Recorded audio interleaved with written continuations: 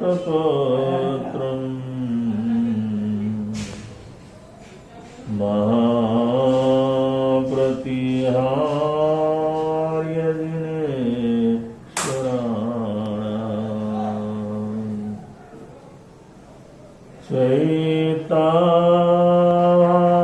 चैतावारं वासम्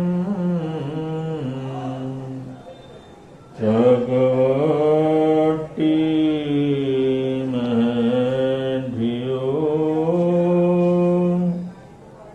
सन्ति सन्ति करेलोये त्वत्तो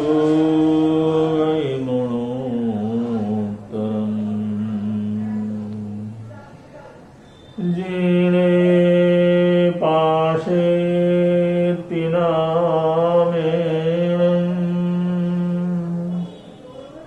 और आलोक पूयो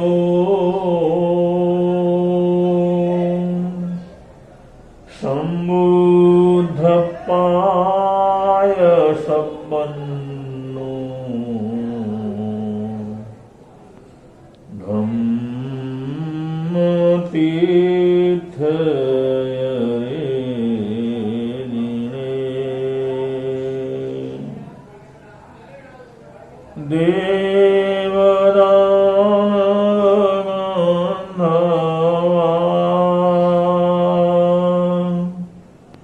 जखर खस किन्नरा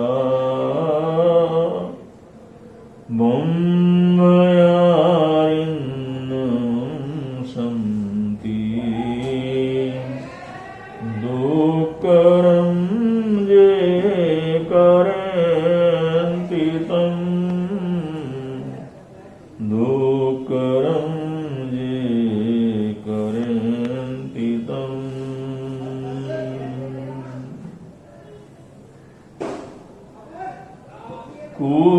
कुर्वन्नपि व्यलीकानि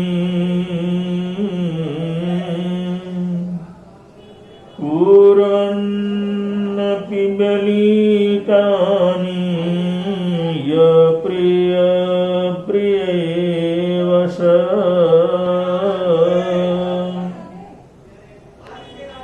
अशेष दोष दुष्टोऽपि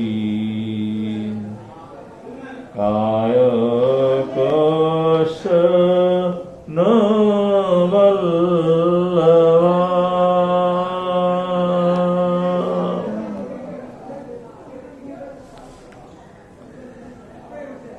यहाँ पर राग की दुर्दांत वृत्ति का खुलासा किया गया है। राग संपूर्ण दुनिया में बंधन का सबसे बड़ा कारण है।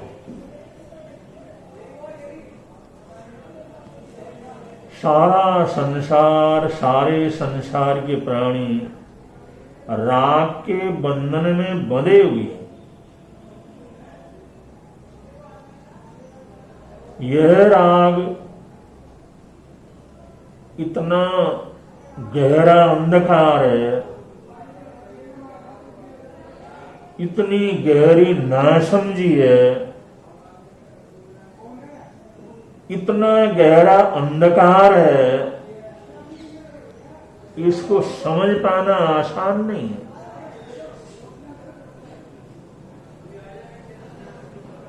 राग बीज के रूप में वो सामने दिखता नहीं है, लेकिन सारे बंधनों में सबसे बड़ा बंधन वो पकड़ में नहीं आता, लेकिन सारे परेशानियों में, सारे दुखों में सबसे बड़ा दुख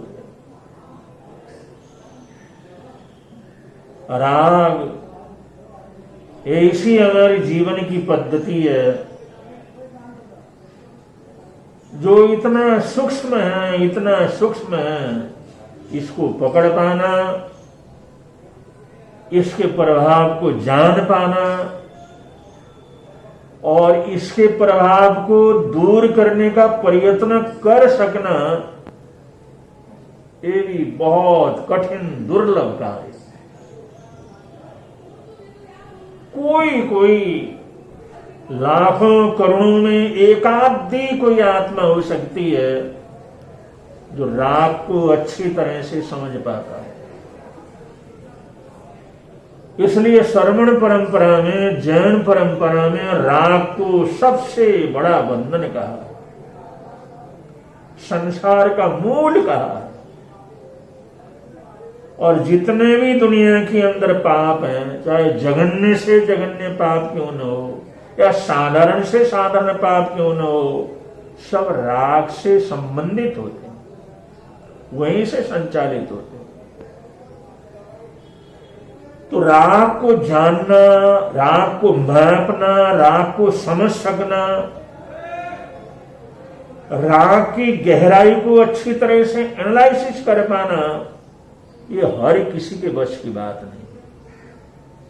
इसलिए इस राग को, इसकी शक्ति को, इसके बल को और इसकी ताकत को बतलाने के लिए जैन परंपरा में, जैन दर्शन में परमात्मा को, ईश्वर को, जो सर्वशक्तिमान भगवान है, उनको, जो परमेश्वर परमात्मा है, उनके साथ वीतराग शब्द को जोड़ा गया कि प्रभु परमात्मा वो है, तरणहार आत्मा वो है, सिद्ध मुक्त आत्मा वो है जो वीतराग हो। वीतराग न हो तो कोई भी आत्मा परमात्मा नहीं हो सकती। वीतरागता ही वो ताकत है, वीतरागता वो ज्ञान है, वीतरागता वो अनंत दर्शन है, वीतरागता वो अनंत शक्ति का पुंज है, वीतरागता वो अनंत सुख का कारण है। इसलिए अनंत चतुष्टय में जो अनंत चतुष्टय को धारण करने वाले हैं, उनको वीतराग महाप्रभु बोला जाता है। ये दार्शनिकों का इतना गहरा संदेश है, इतना गहरा संदेश है। हम वीतराग प्रभु को याद करते हैं परमात्मा के साथ। ये वीतराग शब्द जो जोड़ा गया है, ये बतलाने के लिए ये राग कितना भयंकर है, राग कितना बलवान है, राग कितना दूषित कर देता है आत्मा को। अनंत काल तक राग के कारण ये आत्मा इस संसार के अंदर उलती रहती। और जितने भी प्राणी संसार के बीच में रुल रहे हैं, उन सब का कारण भी राग ही है। जिसने राग को समझ लिया, जिसने राग को पकड़ लिया, जिसने राग को निर्मूल कर दिया, जिसने राग को नष्ट कर दिया, वो वीतराग हो जाता है। और वीतराग अनंत चतुष्टय का मालिक होता है। अनंत ज्ञान, अनंत दर्शन, अनंत सुख और अनंत बल, ये अनंत चतुष्टय का स्वामी हो जाता है अगर कोई राग को पछाड़ देता है। तो राग का जीवन में इतना गहरा प्रभाव होता है, ये समझाने के लिए इस शब्द का जैन दर्शन में सबसे ज्यादा प्रयोग होता है। राग मूल है। इसलिए हम लोग वीतराग भगवान की आराधना साधना करते हैं। और वीतराग भगवान समझते ही हमारे को होना चाहिए, हमारे अंदर राग है, हम राग के अंदर पड़े हुए हैं। और जब तक हम राग के अंदर पड़े हुए हैं, तब तक हम वीतराग अवस्था को प्राप्त नहीं कर सकते। तो ये दर्शन की आत्मा है, ये जैन दर्शन का मूल है। ये जैन दर्शन के अंदर राग के महत्व को बतलाया है कि सारे दुनिया के अंदर सारे जो आत्मा परमात्मा कहलाने वाले दर्शन वो राग के अंतर्गत है, और जो राग ही है वो कभी भी परमात्मा की अवस्था को प्राप्त नहीं कर सकता। वो तभी का परमात्मा हो सकता है, तभी सिद्धत्व बुद्धत्व को प्राप्त कर सकता है जब वो वीतराग हो। तो इस अवस्था को एकदम तो समझा नहीं जा सकता, लेकिन राग को अगर हम सामान्य रूप से समझना चाहें तो उसी के लिए यहाँ पर शास्त्रकारों ने एक श्लोक के माध्यम से ये बतलाया है। अगर हमारा किसी के प्रति राग है, अगर हमारा किसी प्राणी के प्रति राग है, किसी मनुष्य के प्रति राग है, किसी भी व्यक्ति के प्रति अगर राग है, अगर वो राग है हमारे मन में उसके प्रति, तो कुर्वन्नंपि व्यलीकानि, अगर वो व्यक्ति, वो प्राणी, वो मनुष्य जिसके प्रति हमारे मन के अंदर राग है, वो हजारों प्रकार के अपराध करे, हजारों प्रकार की बुराइयां करे, हजारों प्रकार के अपराधों के अंदर फंसा हुआ क्यों न हो, लेकिन यह प्रिय प्रिय एवय वच, वो जो प्रिय है, राग है जिसके प्रति, तो हमेशा वो प्रिय ए बस, वो हमेशा हमारे लिए प्रिय ही सिद्ध होता है। इसका मतलब है जहां राग है वहां पर कितने भी बुराइयां हो, कितने भी कमियां हो, कितने भी अपराध हो, कितने भी दोष हो, लेकिन वो अच्छा ही दिखाई देता, वो प्रिय ही दिखाई देता, वो कभी उसके लिए अप्रिय नहीं होता, वो कभी उससे दूर होने की नहीं सोच सकता, उससे संबंध विच्छेद नहीं कर पाता। यह प्रिय प्रिय एवं स, भाई यह प्रिय जिसके प्रति राग है वो तो कुछ भी हो जाए, लेकिन प्रिय एवं स, वो तो हमेशा प्रिय ही होता। अब ऐसी प्रवृत्ति हमारी है, ऐसा सोच हमारा है, अगर जैसे हमारा धन के प्रति राग है तो धन दौलत के द्वारा कितने ही पाप हो जाए, कितने ही अन्याय अत्याचार हो जाए, उससे कितने ही दुख तकलीफ हमारे को मिले, कितनी समस्याएं पैदा हो जाएं, लेकिन वो पैसा हमारे लिए अच्छा ही लगेगा, वो लक्ष्मी हमारे को अच्छी लगेगी, उसके प्रति उदासीनता हमारे जीवन के अंदर नहीं आएगी। न सोचती पुरुषो लोके यो न कामयते श्रियम, जो श्रियम को नहीं चाहता हो, लक्ष्मी को नहीं चाहता हो, वैभव और संपदा को नहीं चाहता हो, उसके प्रति अपनापन उस जिसके अंदर न हो, उसको चाहने की उसके प्रति लालसा जिसके मन के अंदर न हो, ऐसा दुनिया के अंदर पुरुष ढूंढना मुश्किल है। क्योंकि राग हमारे मन में पैसे के प्रति, दौलत के प्रति राग है, तो वो कितनी ही तकलीफ हमारे को दे दे, लेकिन हमारे को प्रिय ही होता है, अच्छा ही लगता है। ऐसे धन दौलत के प्रति, ऐसे जमीन जायदाद के प्रति, ऐसे परिवार के प्रति, ऐसे स्वजन संबंधियों के प्रति, किसी के प्रति भी अगर हमारे मन के अंदर राग है तो उससे हमारे को कितना ही तकलीफ मिले, कितनी परेशानी मिले, कितना ही दुख दर्द मिले और कितनी समस्याओं हमारे सामने हो, लेकिन वो जिसके प्रति राग है वो तो हमारे को अच्छा ही लगेगा, उसको हम छोड़ ही नहीं सकेंगे, उससे दूरी बनाना तो बड़ा असंभव हो जाता है। वो हम देखते हैं लेकिन देख करके भी नहीं देख सकते, सोच करके भी नहीं सोच सकते, और यही तो राग का महिमा, ये तो राग और ये बंधन है, ये राग का बंधन है। अगला जिसके प्रति हमारा राग है वो हमारे प्रति पता नहीं कितने अपराध कर लेता है, लेकिन वो फिर भी अच्छा ही लगता है, फिर भी सुंदर लगता है, फिर भी अपना लगता है, फिर भी उससे दूर होने का सोच नहीं सकता आदमी, उसके प्रति उदासीनता पैदा नहीं होती। ये बंधन, ये सबसे बड़ा बंधन, ये सबसे बड़ा कर्मों का बीज है, ये सबसे बड़ा कर्म बंधन का कारण है। राग है तो वहां पर कर्म बंधन का कारण है।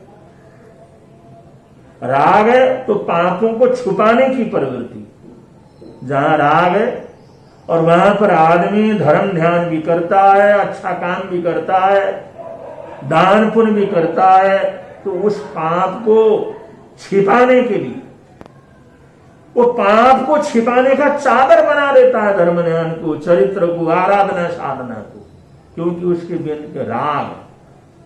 अब जिसके प्रति राग है उसको ढकना, उसको संवारना, उसको जो नष्ट होने से बचाना,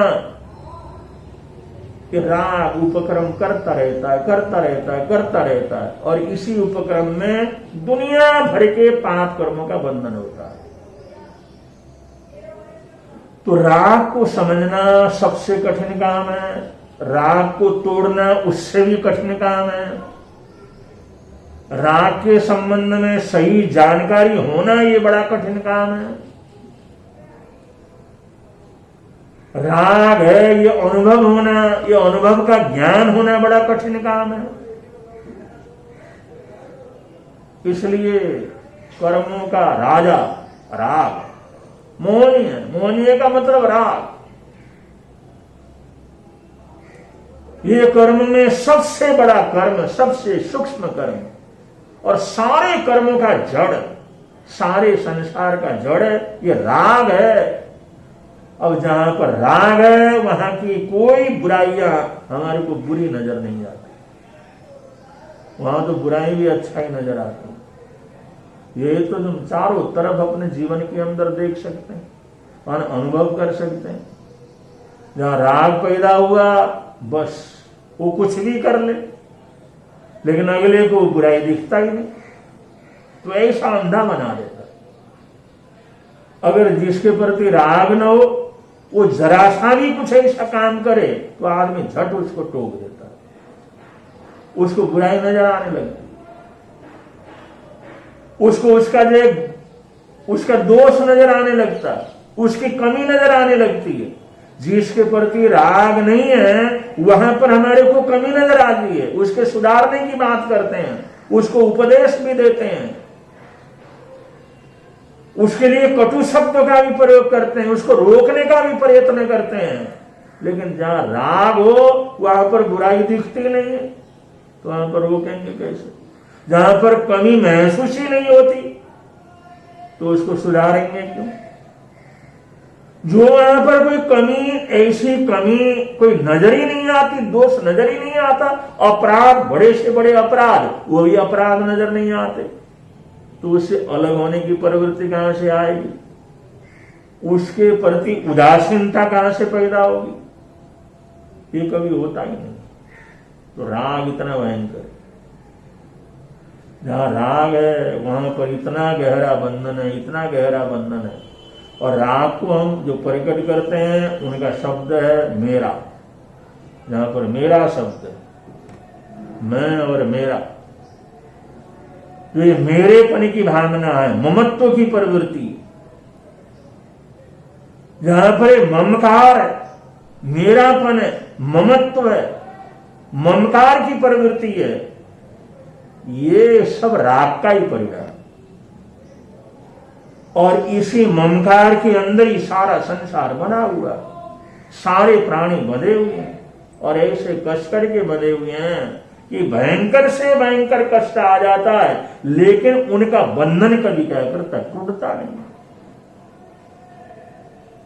और उसके लिए उदाहरण देते हैं शास्त्रकार, अशेष दोष दुष्टोपी। अगर हमारे शरीर में भयंकर से भयंकर दर्द पैदा हो जाए, भयंकर से भयंकर बीमारी पैदा हो जाए, भयंकर से भयंकर रोग भी पैदा हो जाए, हमारा शरीर दुखों का एक घर भी बन जाए, लेकिन काय कस्य न वल्लभ, अपना शरीर किसके लिए प्रिय नहीं हो। अपना शरीर कितना ही गंदा हो, कितना ही टूटा फूटा हो, कितना ही लंगड़ा लूला हो, कितने ही बुरी प्रवृत्ति वाला हो, कितने बुरे उसके अंदर बीमारियां जो है भरी हुई हो, ऐसा शरीर भी उस आदमी को प्रिय ही लगता है जिसका उसका अपना शरीर है। जैसे 100 तरह के दोष, 1000 तरह की कमियां होने के बावजूद अपना शरीर कभी अप्रिय नहीं लगता है, प्रिय ही लगता है, क्योंकि शरीर के प्रति हमारे मन के अंदर राग, इसके अंदर ममता है, मेरापन। तो जैसे अपना शरीर इतने बुरी समस्याओं और तरह तरह की समस्याओं को पैदा करने के बावजूद जैसे अपना शरीर बहुत अच्छा लगता है, ऐसे जिस किसी वस्तु के प्रति, किसी भी व्यक्ति के प्रति अगर राग पैदा होता है तो राग पैदा होने से वो हमारे को अच्छा ही लगता है, उसकी बुराई नहीं दिखाई देती, उनकी सब अच्छाइयां दिखाई देती हैं, उनसे हम तोड़ नहीं सकते, उसके अलग नहीं हो सकते, उसके प्रति उदासीन नहीं हो सकते। ये राग के बंधन का कारण है। इसलिए राग दुनिया में सबसे बड़ा बंधन है। और हमारी जो साधना का लक्ष्य है, साधना का मकसद है, वो है वीतराग। हम जो बंधन करते हैं तो वीतराग भगवान को बंधन करते हैं, हम जो याद करते हैं तो वीतराग भगवान को याद करते हैं, हम स्मरण करते हैं तो अरिहंत वीतराग अरिहंत भगवान को याद करते हैं।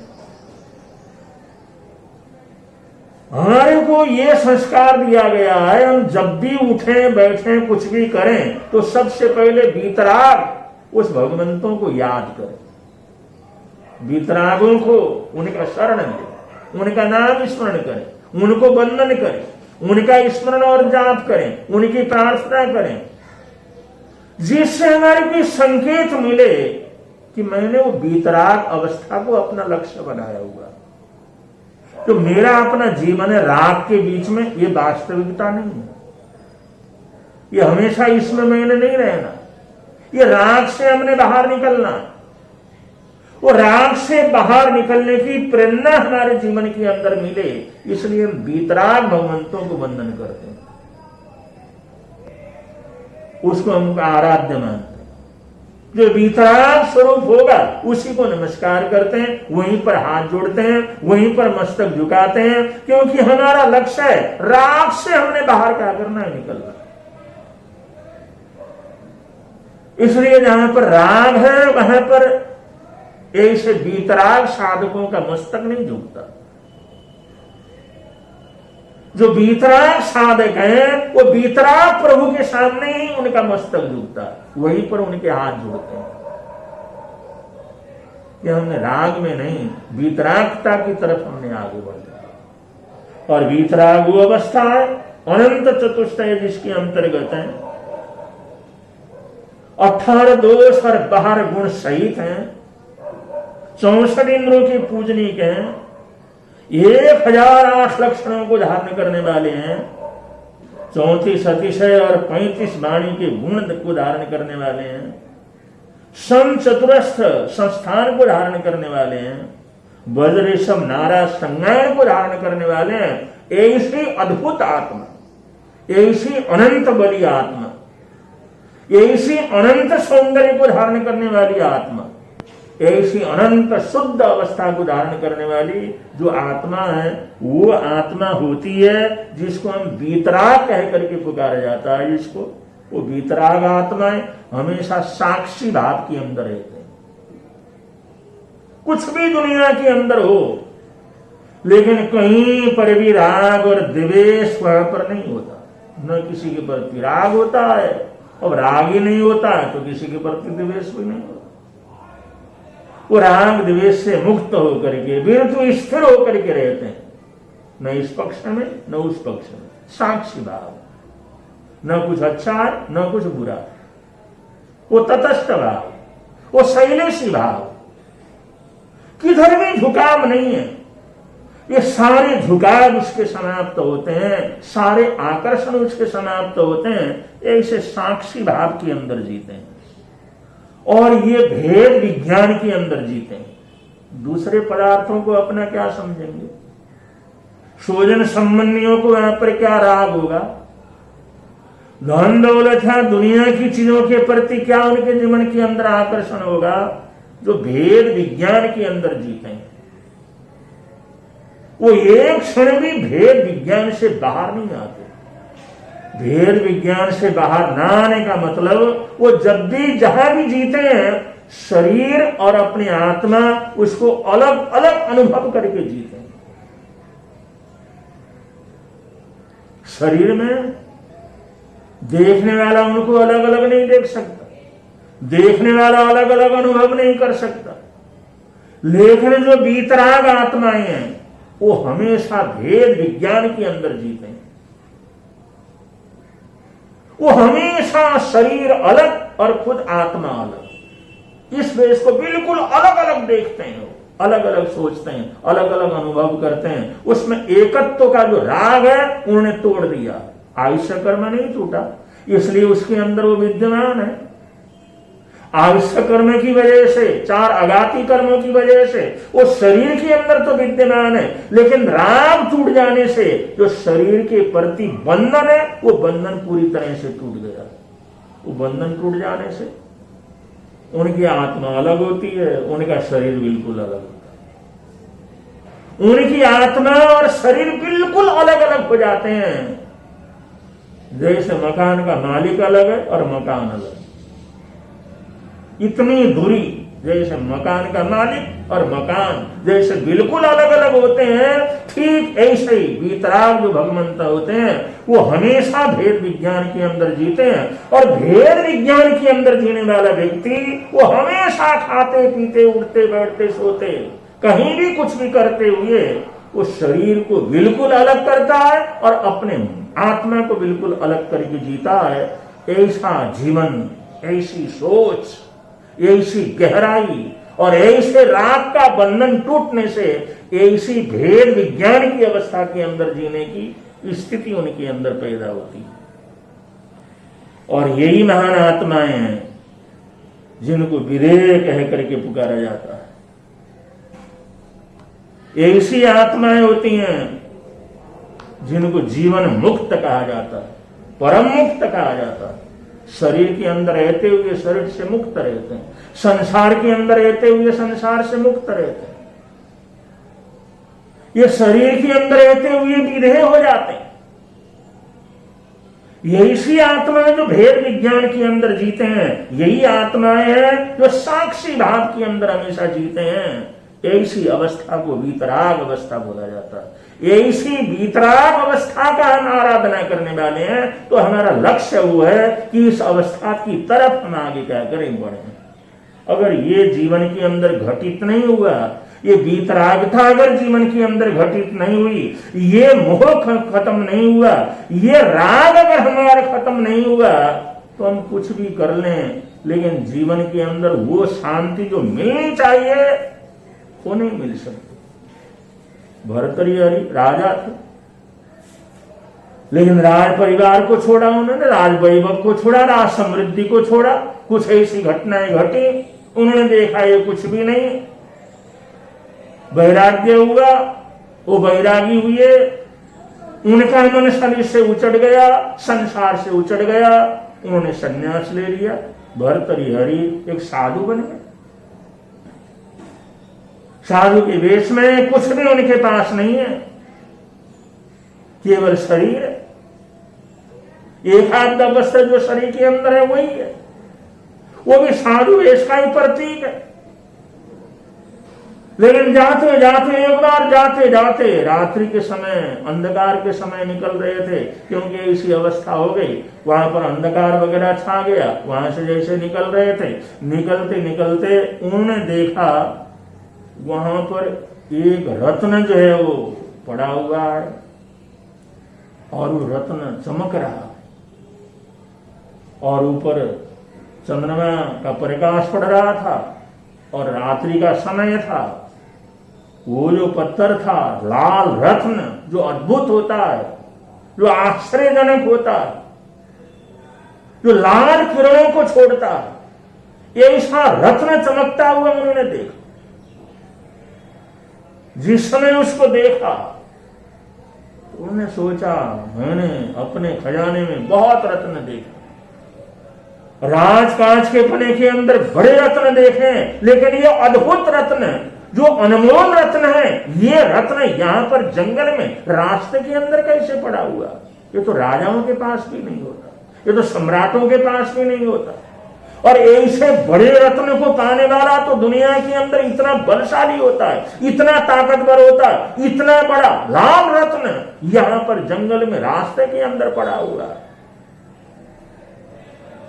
वो धीरे धीरे उसके पास जाकर के उसको उठाने लगे, और जैसे ही हाथ डाला, जैसे उठाने लगे, तो वो जो पान का पीक वहां पर पड़ा हुआ, किसी ने पान खाया होगा, तो उसने जो वहां पर थूक दिया, और वो लाल रंग जो पान का पीक था, वो जो रात्रि के अंदर चंद्रमा के प्रकाश में ऐसी किरणें छोड़ रहा था, वो हाथ में जैसे वो पीक आया, वो थूक आया,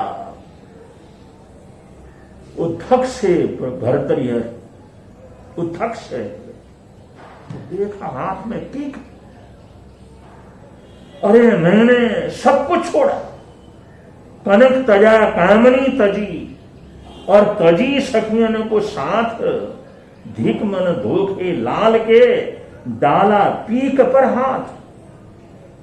और उसको जो उस पीक के अंदर हाथ डालने का कारण क्या? वो तो सन्यासी थे, वो तो साधु थे, वो तो ऐसे सारे खजाने को छोड़ करके चले गए थे, लेकिन उनके अंदर जो राग था, उस राग को उन्होंने तोड़ा नहीं था, वो बीतराग अवस्था में नहीं था। उन्होंने जो सूक्ष्म बंधन है, वो राग का बंधन है, वो इच्छा का बंधन है, जो राग की प्रवृत्ति है, वो धन दौलत के प्रति जो आकर्षण है, जिसको राग बोलते हैं, उस राग को तोड़ा नहीं था, इसलिए उसका हाथ उस गंदगी के अंदर पड़ गया, और बड़ा भारी पश्चाताप, ये मेरा छोड़ना, ये मेरा दीक्षा लेना, ये मेरी प्रतिज्ञा लेना, ये सारे संसार को छोड़ना, इस समय तो बिल्कुल व्यर्थ हो गया। ये तो साधारण सा साधारण भिखारी बन गया, एक भीख मंगा बन गया, मैं गरीब से गरीब आदमी बन गया। उनके जीवन में वो सोच पैदा हुआ, उन्होंने कहा ये सब कुछ मैंने जो किया, ये किया कराया, सब कुछ मेरा क्या हो गया, नष्ट हो गया। और ये अगर उस संत को, उस महात्मा को, उस व्यक्ति को अगर ऐसी दशा पैदा हो गई, ऐसे पीक के ऊपर हाथ डालने की स्थिति अगर पैदा हो गई, इसका कारण क्या? इसका मूल कारण है राग। इसलिए राग का छोड़ना, राग को तोड़ना, ये आसान काम नहीं। तो जिसको राग को जिसने तोड़ा है, वो बीतराग हो जाते हैं, और बीतराग हो जाते हैं तो केवली हो जाते हैं, बीतराग हो जाते हैं तो अरिहंत हो जाते हैं, और बीतराग हो जाते हैं तो सिद्ध बुद्ध मुक्त आत्माएं होती हैं। ऐसी आत्माएं हमारा लक्ष्य है, उनकी ही हम आराधना साधना करते हैं, लेकिन इसका मतलब यह है कि हम अपने जीवन के राग को तोड़ने का प्रयत्न यथासंभव करते रहें, इसको समझने की कोशिश करें, इसके ऊपर विचार करने की कोशिश करें, इसके ऊपर चिंतन करने की कोशिश करें, ये सबसे पहली जरूरत है। ऐसा करेंगे तो यहां भी आनंद होगा, प्रभु के अंदर भी आनंद होगा। इन्हीं मंगल कामनाओं के साथ आज के प्रवचन को विराम दे रहे हैं। बोलिए भगवान महावीर स्वामी की जय।